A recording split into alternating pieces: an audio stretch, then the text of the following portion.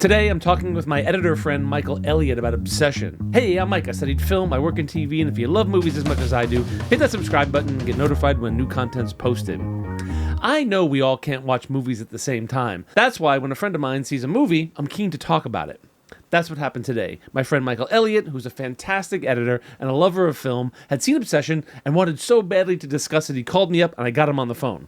We talk about film, Gen Z filmmakers, and about how hard comedy and horror is to do well. I hope you enjoy it. Michael Elliott, welcome. Thanks for joining me here to talk about Obsession. First of all, I know you as a fantastic editor and overall lover of cinema. Do you want to tell the people out here in TikTok, YouTube land about you? Just to say that I'm a film editor, and like you, I'm steeped in film history. I'm the older generation, but I work with so many um, Gen Z and millennials and Gen X, and I really, I like that. I like the youth. I like the aspects that I like all the things they kind of bring to um, the form, and it's a very refreshing point of view, and it's uninhibited by some of the tropes and the techniques of the past. Yeah. I So think that's an that's interesting way really to bring in to talk about Obsession, to be honest, because I think just take let's back out 1,000 foot view, because what I liked about Obsession was it was up against some really big competition in the box office, like Disclosure Day, and Obsession just killed it. Like, Obsession is raking in the money, and the director, Curry Barker, started off on YouTube. He made a short film, then he made another slightly longer film. And the story I heard was somebody asked him to, a producer got stepped in, asked him to adapt the short film called The Chair. If you haven't seen it, you should go see it. It's great. 25 minutes long. It's similar to Obsession, and they asked him to adapt it. And rather than say, yes, I'll adapt this thing that works on the internet, he pitched back Obsession, which is a slightly bigger, more complicated idea than what he did on YouTube. And I'll just come out and say it. I loved it. I thought it was really, really good. I'd love to hear your thoughts on it, though, as we watch this YouTuber sort of break into major box office release. Like, what are your thoughts on it? well. I think that first of all, I'll say that a lot of what I would have to say about it might seem like I didn't like it, but the reality is that when you dispense with the burden of the past and you borrow from it in a way that, like, I don't know anything about him, but so all I can do is speculate on how he came up with his strategy, how it is that he made it, what it is that his influences are. So all I can say is that it feels like somebody who has watched movies as clips, and that's their orientation to the past, and that it's so influenced by kind of the short forms of things that he sees, and it doesn't have a lot of the cinematic baggage of trying to make this like a bigger idea. So the film is devoid of a, a really of the sort of the universal human truths. Okay, it doesn't it is it's steeped in its superficiality.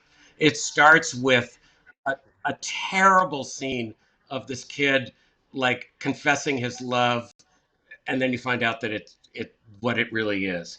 And the characters aren't very likable. They're not very beautiful. They're superficial, shallow.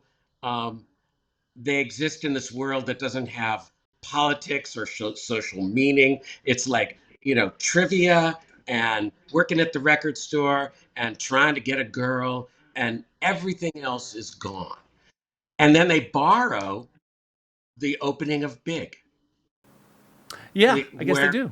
Yeah, the I mean, one wish is a trope yeah, yeah. that for me is like giant spiders as the monster, which is that if somebody brings me a script and the monster is a giant spider, I don't want to touch that film, because I think that the giant spider is like, it's lazy.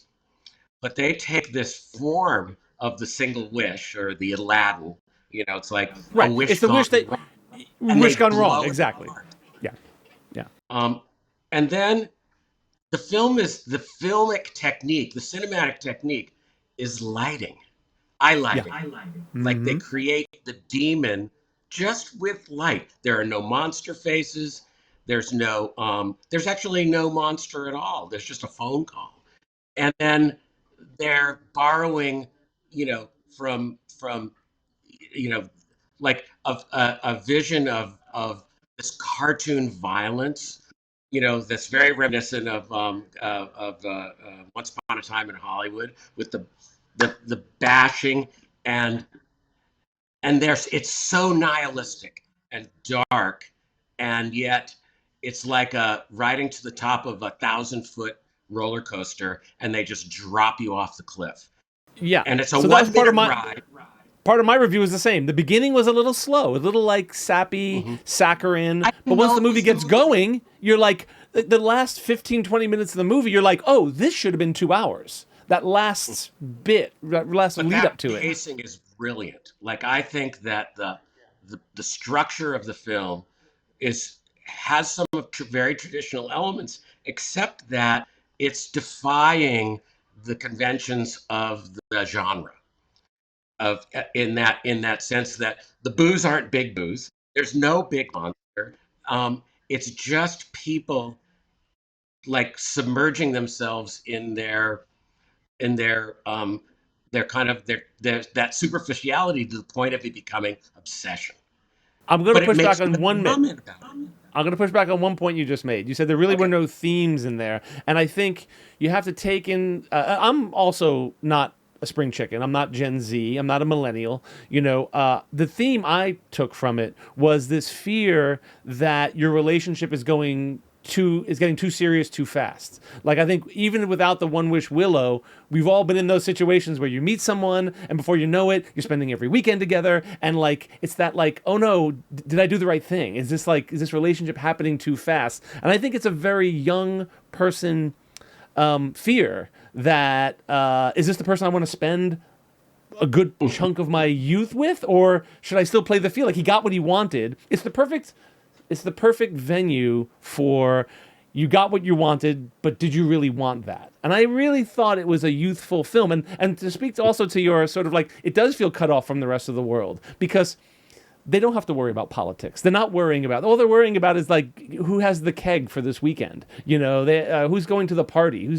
So in some way, it felt like a very 80s film to me. Like it felt like a bachelor party or Porky's or something, where their plot was all encompassing, that nothing outside their world existed except for. Did you ever see the movie Midnight Madness with Michael J. Fox years ago? Oh, Like that. All it is about the treasure hunt. It's the thing they're doing, and the world doesn't exist around. So I thought it was a refreshing take on a new generation making film. I was like, this for me. I totally agree with you. The beginning was like, I was way ahead of the film. Right. So in the beginning, you understand very quickly that she's under some sort of spell, and it takes a good while for those characters to sort of click in with us and go, oh, wait a minute. that You know? crack to Yeah. start the spell, and her stopping there is like I sat up and was like, oh my gosh, they took something that I would normally just not like,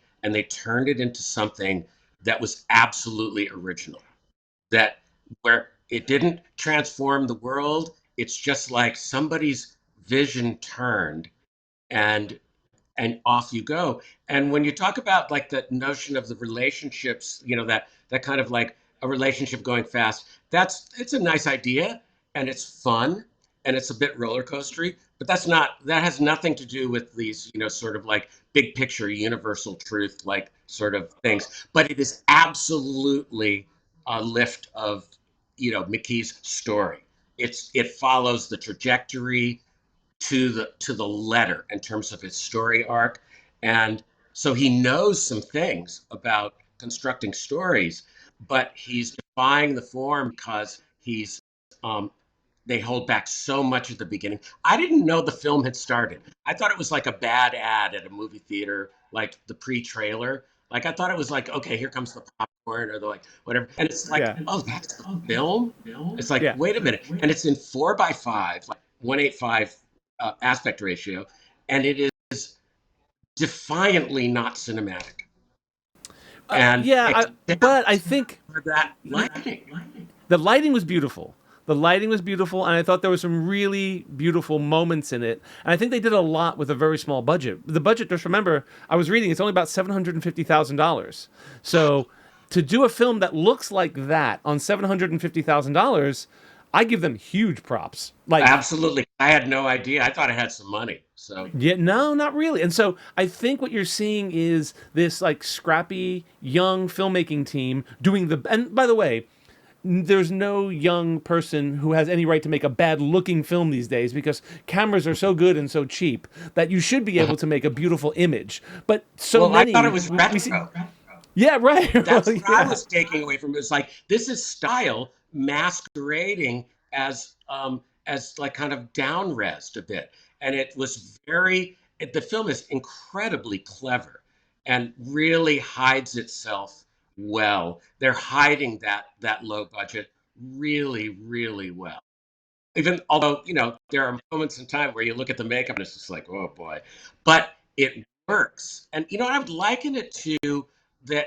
That again, I'm going to go back to the 1,000-foot roller coaster, which is that ride is really fast. It's very short, and you get to the bottom, and it's like the first thing you're thinking is like, I want to do that again. Yet it has no it doesn't rely on any of the big picture ideals. There's no J.J. Abrams here.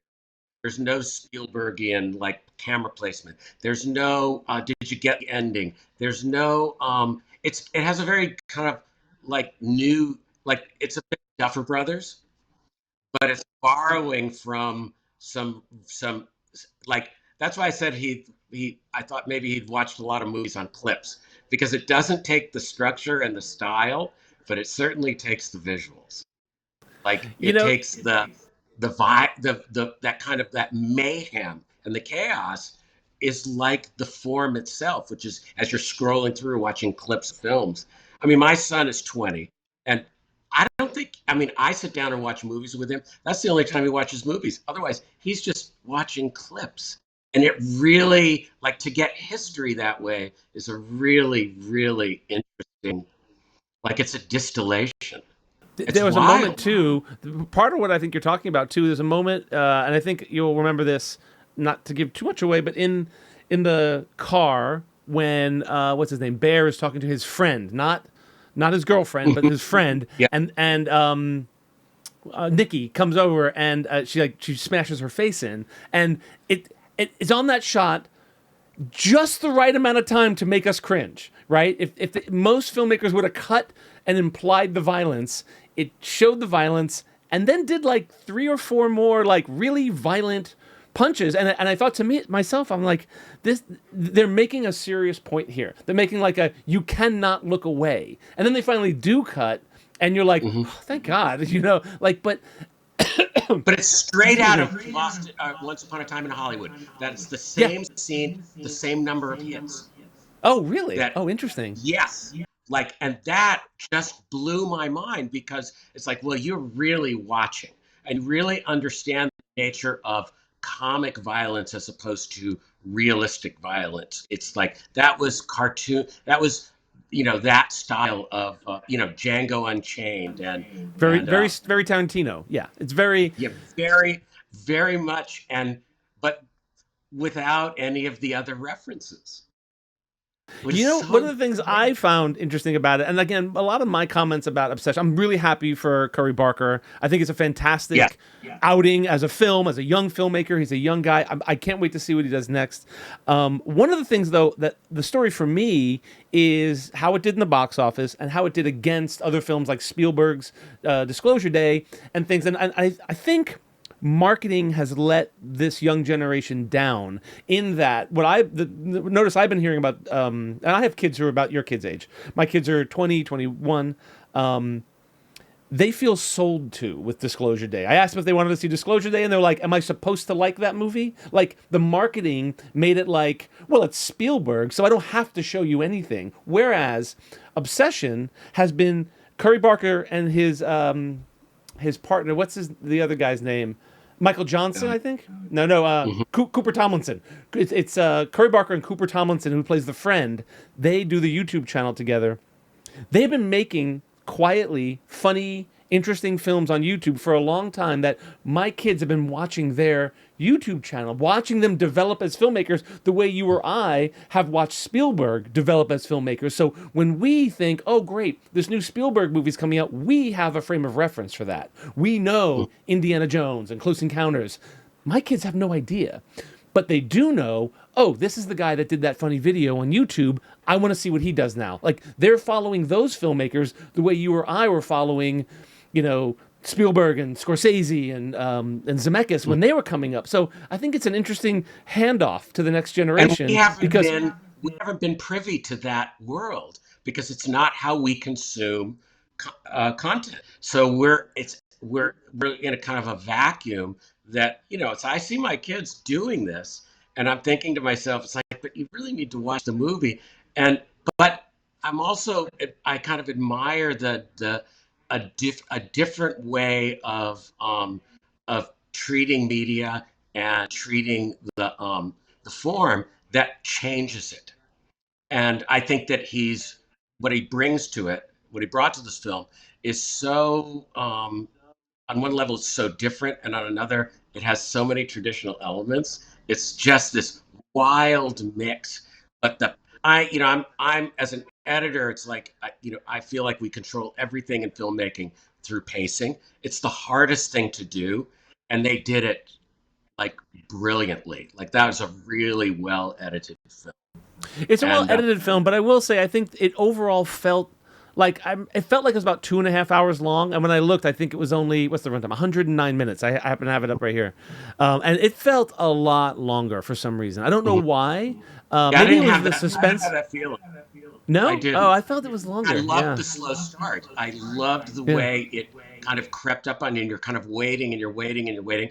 And with some editors, like there's this technique that we call the snap, which is that you pull back the rubber band and you hold it, and you're aiming it right at your face, and the length of time you wait is how much you control the tension. And when you let it go, it has to be just at the point where somebody is just like ready to like just hit me with it. And it's like, no, bang. And it kind of comes out of nowhere. The other thing is that the I think that the acting, the performance is in this are just exceptional. To the point where, this girl has this really kooky smile that is so dark and so curious, and it's really hammy, but it has none of those attributes. Like the all of the performances are really deeply natural, but they're so intrinsically Gen Z that it's You're just talking about like, Indy Navarrete, right? The girl. yes, Fantastic.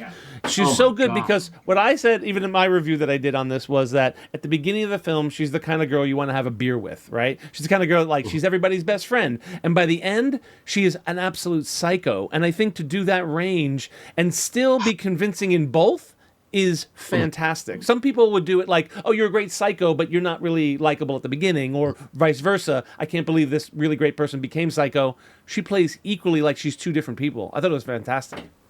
yeah. Well, sitting here after I got a short film, the sci-fi film with a Gen Z guy, and watching that kind of the attention to detail in terms of performance, and how difficult it is to manage the performance in a film like that, to make it as seamless and as gradual, and have that transformation really work. Her performance is great, but their choices in constructing it are so crafty and so spot on. And that's an editing thing, which is that, I'm sitting here as an editing room, and we're really the ones that, I always think that actors should thank us for the good job that we do, like calling out the best pieces of what they're doing and shaping it so that it feels so realistic. And they did an absolutely like breathtaking job of that construction in terms of her. And I think that in terms of the ramp and the length of the film, it took that long to really understand the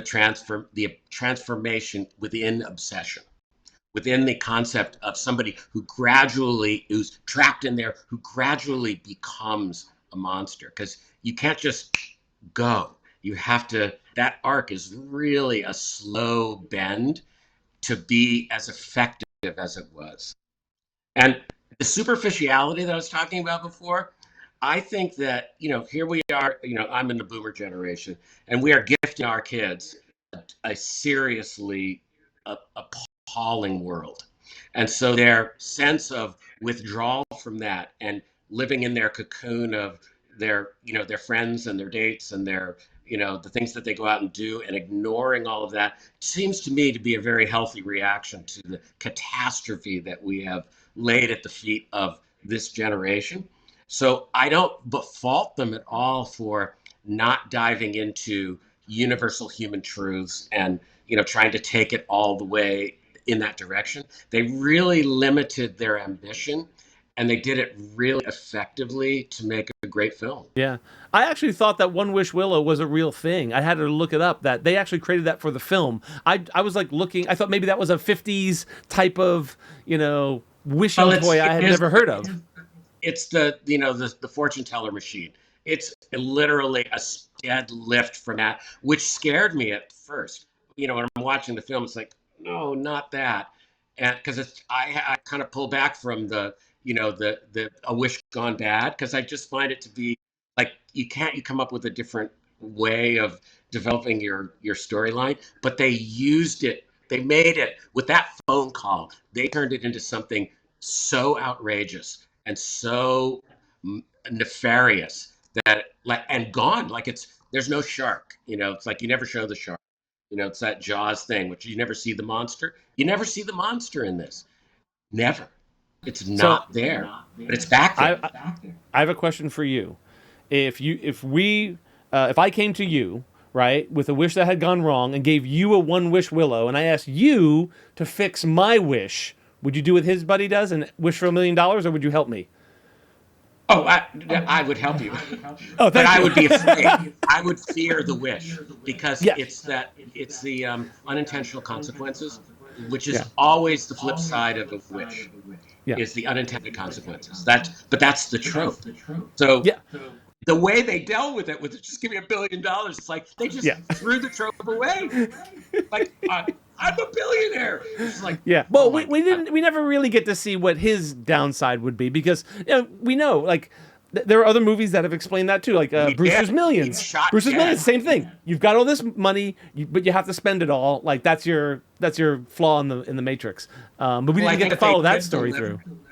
They did deliver the consequence, because he raced over to his friend's house, and what happens to him? Oh, right, right, right. I guess you're right. Right. Yeah. So So, that they are sticking to the strategy, but they keep twisting it, and but I that's think that's what you rely on. That's what you hope for. That's why I work with the young filmmakers, because they're bringing to me things that they haven't, like, they're unencumbered by all my baggage of, like, having made films for years, well, you and and I have I seen just that trope 1,000 times, but what I find so refreshing is they're bringing their own thing to it. They're bringing their own, like, you're right. You and I might look at that and be like, listen, I've been writing a screenplay for like 3 or 4 years, and I keep having to try to avoid those pitfalls of common tropes. We've seen that, we've done that, but why am I trying so hard to be 1,000% original when being 75% original is okay? It's okay to lean on a banister of some sort of like, well, we know what's going to happen, but how am I going to tell the story differently? Like we know how the story might end, but I might tell it a little bit differently. well, you're under an obligation to turn it upside down. If you use the trope, you're under the obligation to somehow disfigure it, or there's that Kubrick line about, like, you have to subvert the reality. You have to subvert the techniques, and I'm sure that this director has never heard that line, but that is exactly his methodology, and he approached every one of those tropes with the notion of subverting it, and he did it like that again. It's why I love the film so much, because, and why I started the conversation with saying, it may appear that I don't like it, but I loved every aspect of it because it was so clever that way. I mean, I'm in the middle of a screenplay too right now, and I'm trying to find a novel way to tell a story, and which is, and you try to avoid the pitfalls and the traps. And he's like, "Nah, I'm not going to avoid it. I'm just going to use it, but I'm going to twist it." And that's how you end up with, with new art, when Have new. you seen That's any how. of Curry Barker's? Have you seen any of Curry Barker's YouTube videos? Have you seen like what he does there? No, Because you should check after this. Go check out some of his stuff. They're comedy. oh, I They're not. definitely will. They're not like Obsession, and I give him all the credit in the world for not like after doing I don't know how long he was on YouTube for, but doing short little comedy vignettes. He went out and did Mhm. like a horror movie. He said, no, I'm not going to do the thing I'm known for, that I've been like, sort of sharpening this tool in my skill set. I want to do something else. And he did The Chair, which is also like horror-ish. It's like a more supernatural kind of thing. So the idea of The Chair is similar. Guy finds a chair by the side of the road, brings it into his house, and it sort of opens up a portal to these ghosts that come in, via the chair, previous owners of the chair. So it's very similar to Obsession, where Nikki goes somewhere to this place, and this Uh-huh. alternate Nikki comes in. So you see where it comes from. So you should check that out. That's very Obsession-like. But his other Uh-huh. videos, there are other videos, him and Cooper, they're like straight up, like comedy, well done, sharp. 4 or 5 minutes, and I was really happy to see him venture away from comedy to do something mature, adult, Well, scary. as a director, what's the essence of great comedy? It's Time, pace, yeah, timing, yeah. timing. And so he was right in horror and comedy have a very, from an editing perspective, have a great synergy because they are so much about how you control the pace of the jump scare, how you control the pace of the structure of delivering the idea or delivering the line or delivering the moment. And and you can substitute one for the other, and it's a great training ground. It surprises me that he took his comic timing and turned it into horror. And that film is funny. I mean, there are laugh out loud moments in it. There's great comedy inside the horror. That's masterful. Like, I think he's comedy, young. like you said, comedy and horror are the two hardest things for me because it's a guttural, instinctual reaction to things. You're trying to get somebody at their core. You're trying to break past their facade. They're watching a movie to make them laugh or jump scare. I think that's the hardest thing to do because I don't know the audience. I don't know who's going to be watching this. What's going to scare them? What's going to make them laugh? It has to be, Well, when you're sitting you there know. editing comedy or horror, you're like looking around. It's like, is that funny? Or is that Right. scary? Because it's not in the room, in here, in my editing room. I can't, there's no way of knowing. So you're looking at the only way you can control it is by how crafty you are with that little arc inside of how you snap it. And that's the only way you know. And then you have to show it to people to find out. So I just showed my horror film, like a 30-minute chunk of it, because we got asked by TIFF to present it. They were because of the musician that's in it that they want to feature, and that it's our first film, and and they asked us for it, and we haven't shown it to anybody yet. I don't even know if it's. I thought, to me, it's kind of like, is this stupid?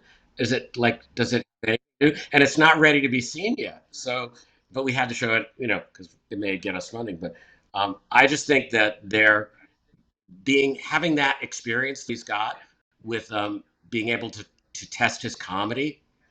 That's we don't get to do that in this world. That ability to bulletproof and test your timing over and over and over again, and you can see it in the views and the analytics and how long you hold people. You can see what works and what doesn't. You can tune your senses to your audience, and clearly he's done that because the film has blown up. Like like you said, it's like it kicked the hell out of Disclosure Day. which should How which should on have been the big blockbuster summer everything. This Yeah, movie Obsession comes out and like kicks its ass. Yeah. Couple things. what an I hope when unbelievable. your film comes out and it's at TIFF, you'll come back and you'll talk to me about it. Hopefully, we can once it's finished and you've dotted the I's and crossed the T's, you'll come back? Absolutely, absolutely. Thanks for doing this. I love what you're doing with reviews. I think you're Thank taking Michael. a very refreshing approach to it. It's like it's not your standard, breakdown of the film from like a story structure. You really kind of go into it's a good historical perspective, which I think is the best way to review films. I mean, listen, I've been around long enough that I can see. That's why I started this channel, was I can see a lot of the references that my kids can't. Like you said, Yep. like you looked at Obsession and saw Big immediately, and I'm the same way. And I think I started this channel so that I can tell my kids, hey, this is a great movie, but you should also see these other films for reference to see what the film is coming from. You know, it's all part of the evolution. So thank you for watching, and I appreciate you watching the channel, because I try not to say. I don't make it. By the way, I don't make a video unless I have something to say. I watch a lot of movies, and I also, like you said, I get blamed for not liking a film just because I'm being critical of one thing or another. Like I saw Toy Story the other day, Toy Story 5, Uh-huh. and I was very critical of it. But after I posted the video, I thought, I hope people know that I actually like Toy Story. I think it's a great franchise. It's a lot of fun, you know. But like, I watched my video back again. I was like, oh, they're gonna think I hated this movie. It's good. It's There's fun. a lot of clever writing. It's really there's some smart. They know the balance between jokes for the kids and jokes for the adults, and they really play that well. And it's fast.